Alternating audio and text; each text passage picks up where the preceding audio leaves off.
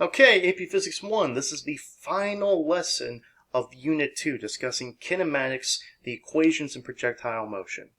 Now this lesson is going to be a little bit of a tangent, and it's not going to be as closely related to things like projectile motion as some of the other lessons have been, but we're going to go ahead and learn about it now. We're really not going to use this information too much until a few units down the road, but it fits in really well here with our new knowledge about things like vectors.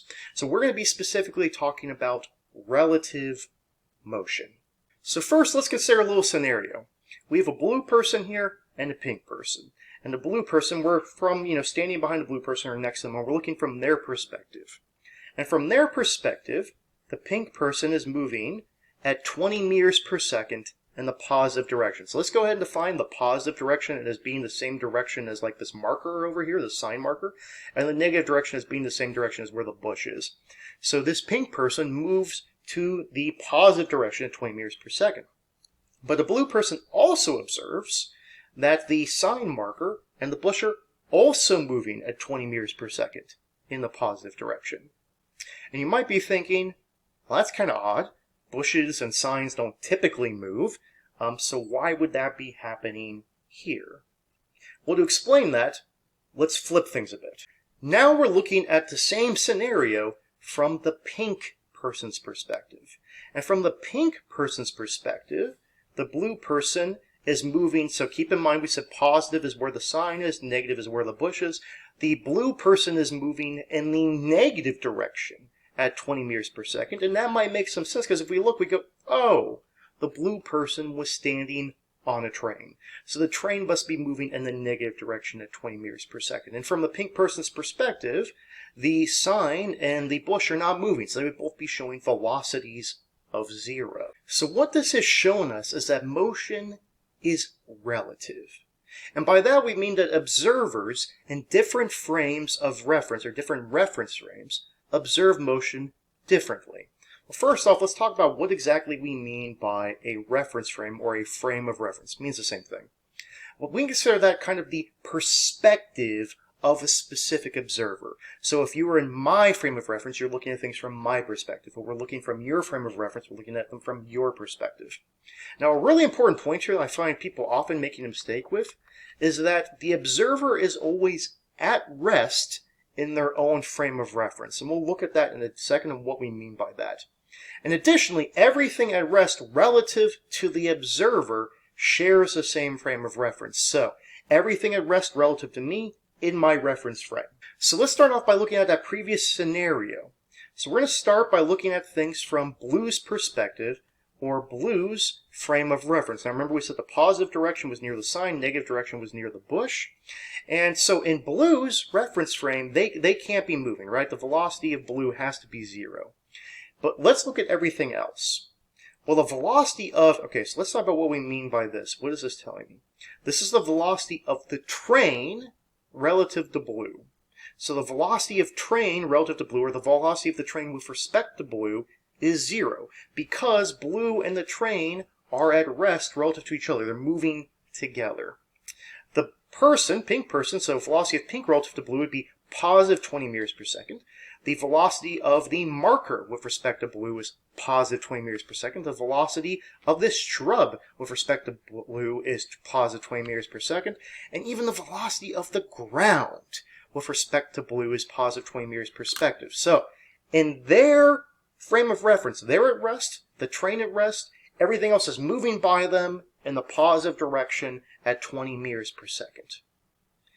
Now let's once again flip the script. Let's say we're now looking at things from pink's frame of reference. Well, once again, remember that from pink's frame of reference, they can't be moving. And everything else that's at rest, relative to them, relative to their reference frame, is also not moving. So the velocity of the shrub with respect to pink is 0, velocity of the ground with respect to pink is 0, velocity of the marker with respect to pink is 0. Once again, we say positive is this way, negative is that way towards the shrub. And if we look, the velocity of blue with respect to pink is negative 20 meters per second. And the velocity of the train with respect to pink is also negative 20 meters per second. But now we've looked at these two reference frames, and you probably have a question, which is, okay, well, which one, though, is the correct reference frame.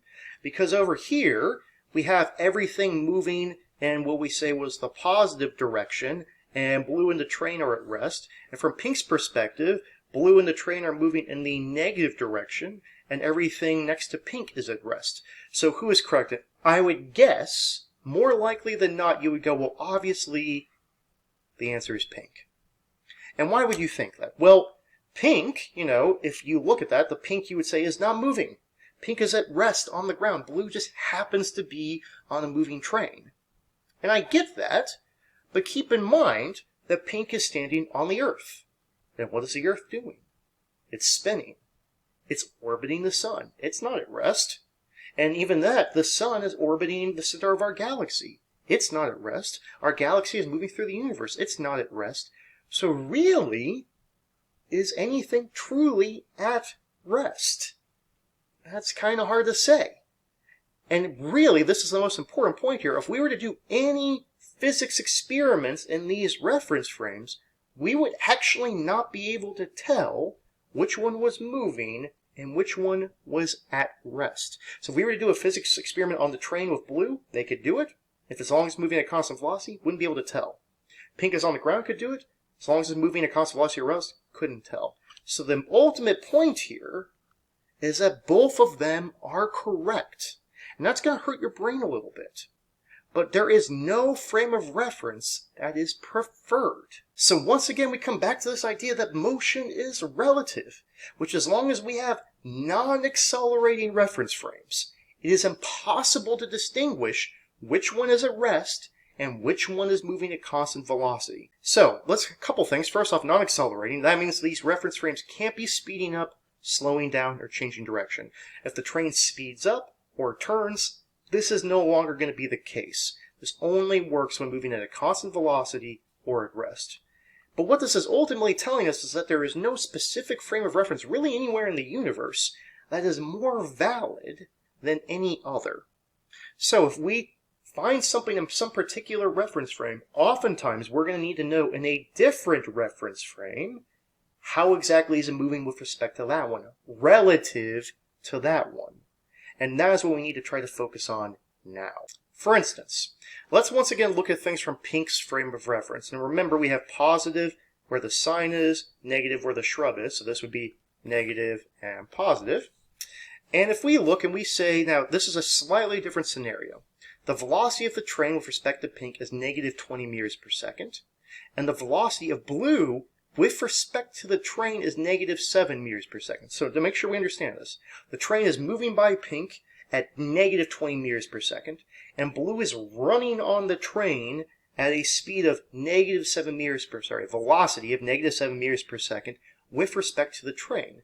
And the question is, what is the velocity of the blue with respect to Pink? From Pink's perspective, how fast is blue moving?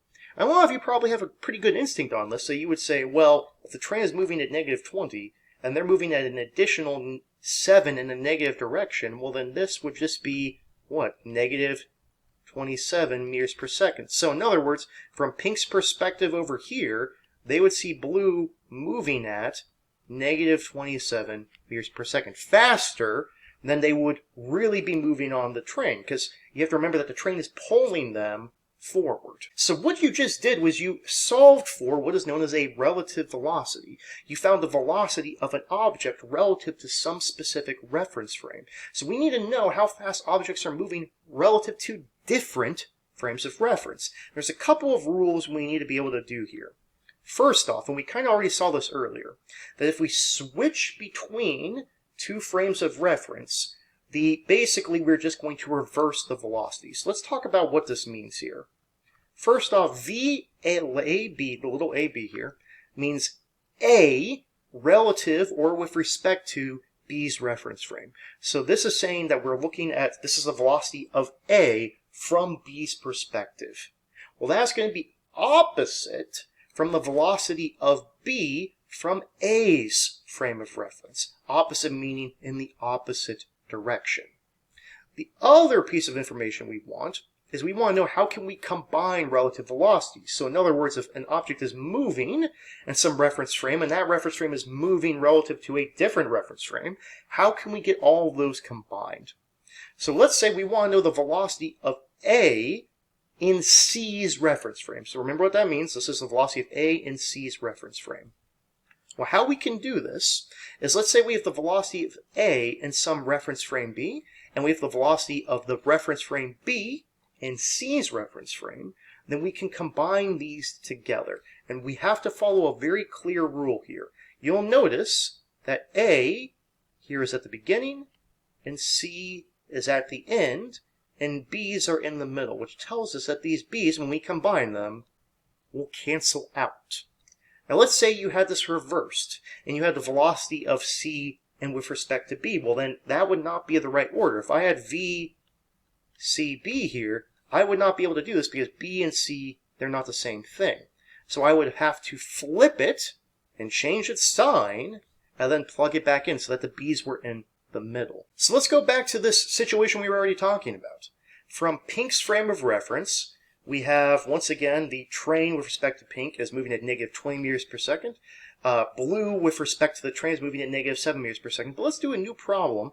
Let's say we want to know how fast is Pink moving from Blue's frame of reference. In other words, if you were over here at Blue, how fast would Pink appear to be moving from your perspective? Okay, well, we got to do a couple different things here. Well, first off, so we want V of Pink with respect to Blue. So we want to make sure that we have V of Pink. So we need to have something that starts with Pink, and then we need to have something that ends with Blue. Well, how exactly are we going to do this here? This looks a little complicated. So if I look, oh, wait a second. I have the velocity of Pink with respect to the train. Now this is the flip of that, so I'm going to have the velocity of Pink with respect to the train instead of the train with respect to Pink.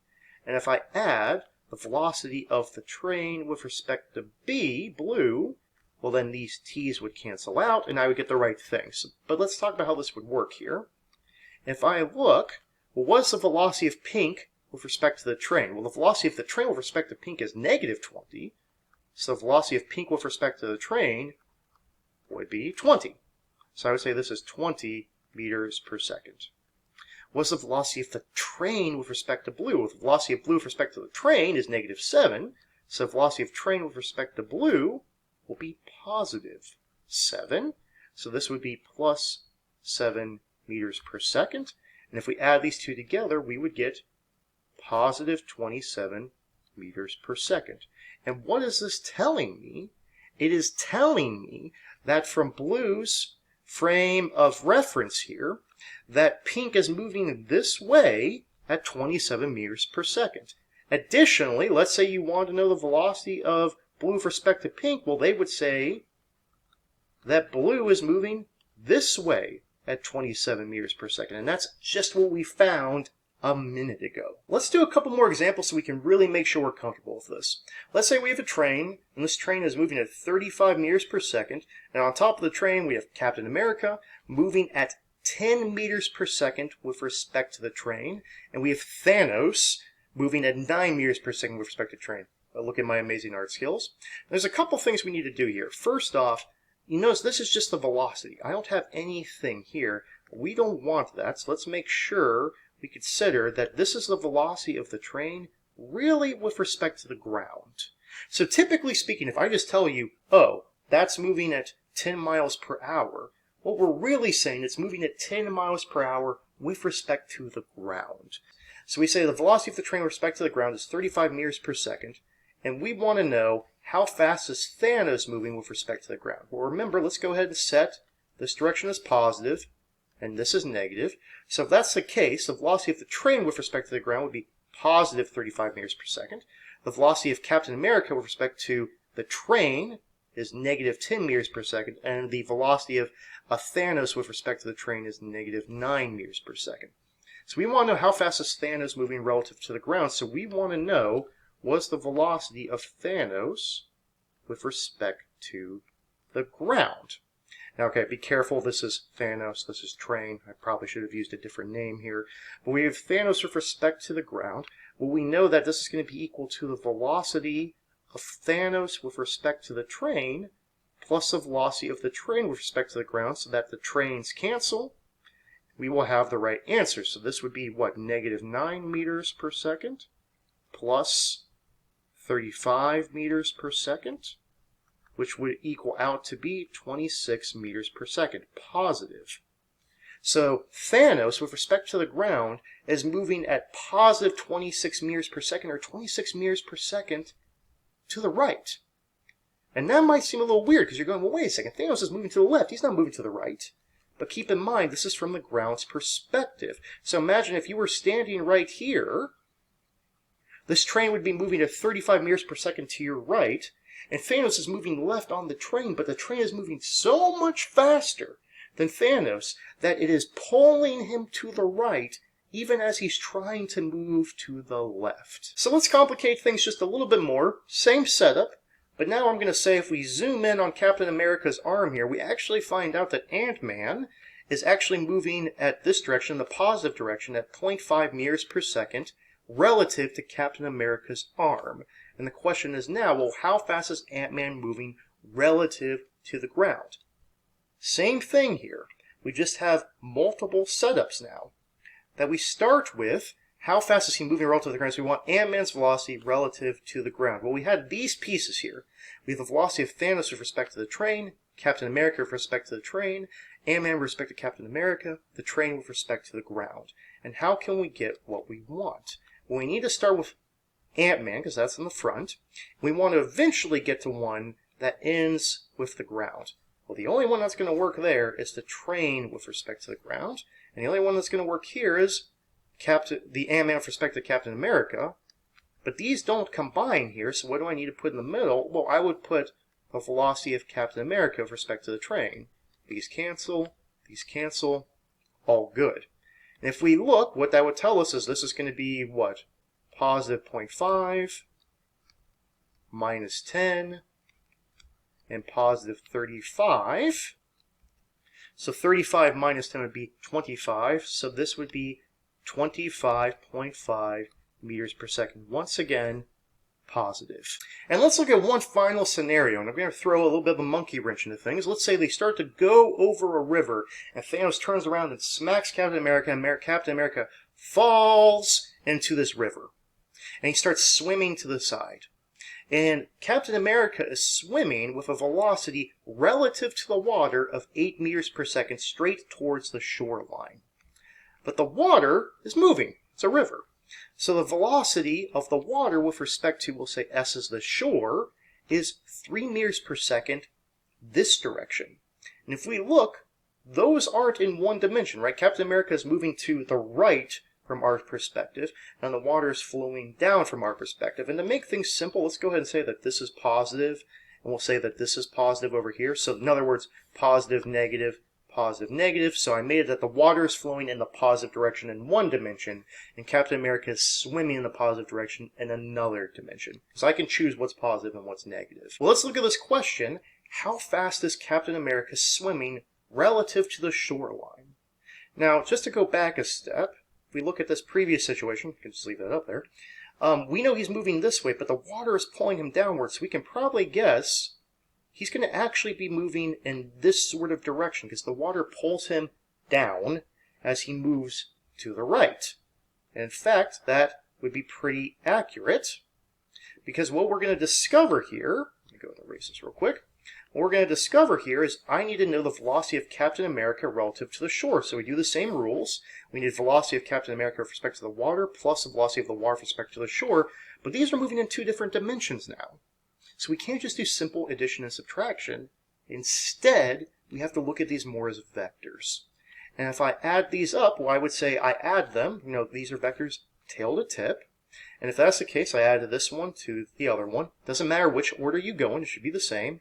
And we would say that this vector here would be the velocity of Captain America with respect to the shoreline. And now I could just use Pythagorean theorem. If I know that VCS squared is equal to 8 squared plus 3 squared, you plug that in your calculator, you get about 8.54 meters per second. So what are the main takeaways for this lesson on relative motion? Well, one, can we identify different reference frames? Remember that in your reference frame, you're never moving. Everything is moving around you. And anything that is moving with you is at rest in your reference frame. Can we explain how and why motion is relative? How are different reference frames moving with respect to each other? And why is it that we don't know that one is more accurate than another? And lastly, can we determine the one-dimensional and potentially the two-dimensional relative velocity of an object with respect to different reference frames? Can we combine some of these into a single velocity? We want to make sure we can use all those tools pretty quickly and easily.